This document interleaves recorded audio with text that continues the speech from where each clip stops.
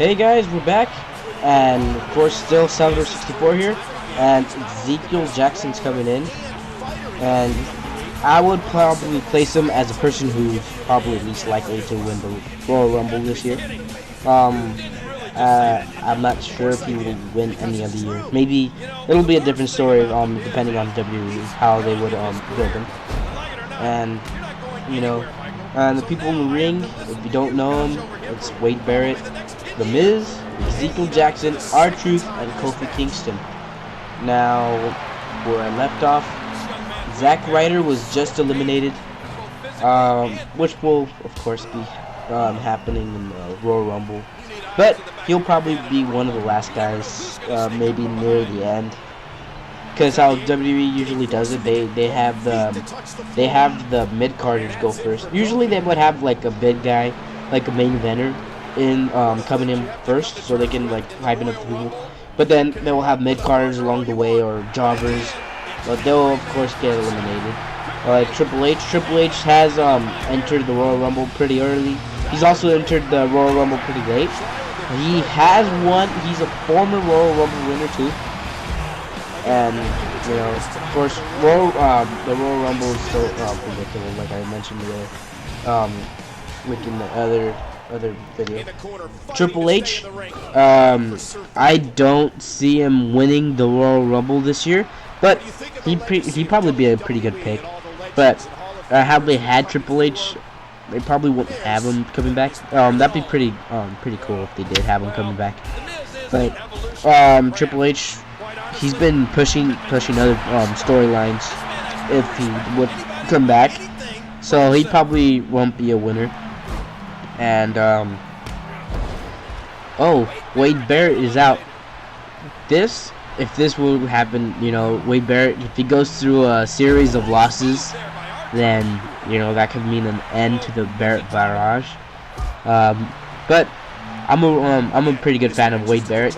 He's I see potential in him. The one thing that I won't like about this Royal Rumble event is that CM Punk won't be in it unless he does lose, of course, his WWE champion in the Royal Rumble to Dolph Ziggler. Now, as you can see here, John Cena is coming out, and if you listen carefully, it's the Word Life Basic Thugonomics song. And of course, if my other intros, it would have it's the Rock and John Cena mashup. I like Cena, I respect him a lot, but how WWE has him right now, I don't like at all. He used to been this really cool guy. He used to been the Dr. Thugonomics.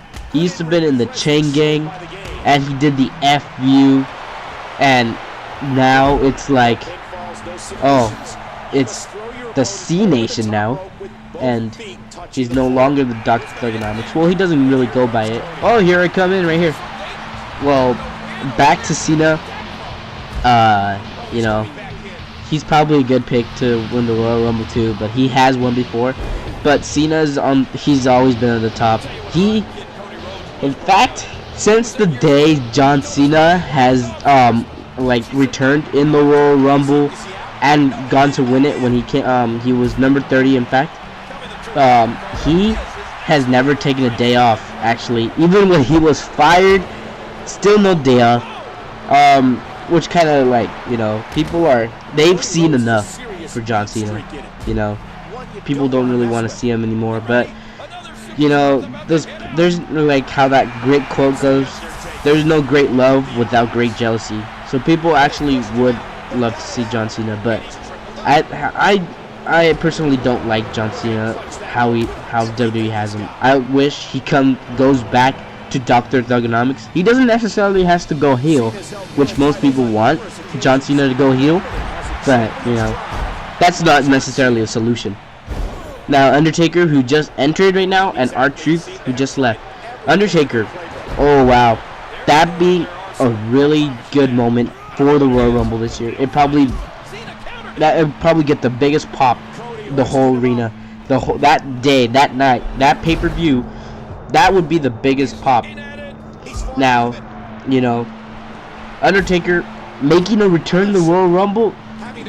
Like I said, that's blasts through the ratings and everything. Undertaker, who has, of course, won the Royal Rumble before.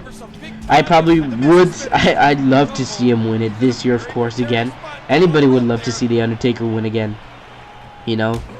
But, you know, anybody could win, like I always say. And I like to give other people chances because I hate it how usually they have people win it. But last year was an example of an unpredictable Royal Rumble, which was won by Alberto Del Rio. And coming in, Dolph Ziggler.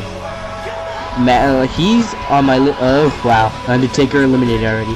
Well, Dolph Ziggler is one man on my list who I want to win the Royal Rumble. You know, Dolph Ziggler. You know, he's like, though he's a heel, he's the best heel, and he's like a new version of Mr. Perfect. Cody Rhodes, I see him as a new version of Randy Orton, because Randy Orton was Intercontinental Champion, and they would have him feuding with legends, like how Cody Rhodes is going right now. And what I see Cody Rhodes, I see him going on to WrestleMania versus his brother, Goldust. If you didn't know, of course, Goldust is Dustin Rhodes, who's Cody Rhodes' brother. And Goldust, of course, is a former Intercontinental Champion, just like Cody Rhodes. And the thing that's cool about it, the title that Cody Rhodes currently holds is the same one, well, same like copy that Goldust has carried. Ted DiBiase coming in. Now, Ted DiBiase, I wouldn't probably see him as a winner, but I guess if he was a winner, that'd be pretty cool, I guess. But look here, Alabama Slam. That's another reason why I like Cody Rhodes. I was also a big fan of the Hollies, and if you know Hardcore Bob Holly, his signature move or his finisher was the Alabama Slam. And look at this, Triple H never gives up. Wow, you know. But like the Alabama Slam, that's another reason why I like Cody Rhodes, because he still uses that. In fact, he's won many matches. Well, actually, no, like probably a couple matches with the Alabama Slam. And when Cody Rhodes debuted, he actually was tag team champions with Hardcore Holly, and you know, that's pretty cool. Now these three people right here, these three guys, I see them as the future of the company. Besides Mark Henry, who's walking in. He's been here for many years, 15 years maybe, and barely World Heavyweight Champion. Though he is the world's strongest man, or the former world's strongest man, like many years ago. I don't see him as the coming up as a champion, but maybe he will. Next week he will be versus Daniel Bryan for the World Heavyweight Champion, which I don't really like the fact that Daniel Bryan is actually a world champion. He didn't get the proper build in order to become champion, and yeah. So DiBiase eliminated, which is of course most likely to happen at the Royal Rumble. Cody Rhodes, I picked him because I find him he's probably one of my top threes who I want to win at the Royal Rumble. Coming in, Heath Slater. Do you really think he's gonna win? I don't. He's like the biggest jobber in WWE today. Other than Ciampa, of course. Ciampa, they don't have him in this game. I kind of wanted him to be in this game. I see Ciampa bigger than Heath Slater, of course.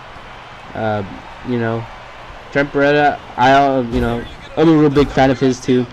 But WWE doesn't push him higher than NXT or Superstars, which they haven't had him on for a while. You know, and Cody Rhodes here. I think he eliminates. Oh no, he doesn't. Well, I will be closing up this commentary for this video, so be sure to watch the next one. Well, and if you missed the other one, go back and watch the other one so you can connect to this commentary. So yeah, alright, so I'll see you next.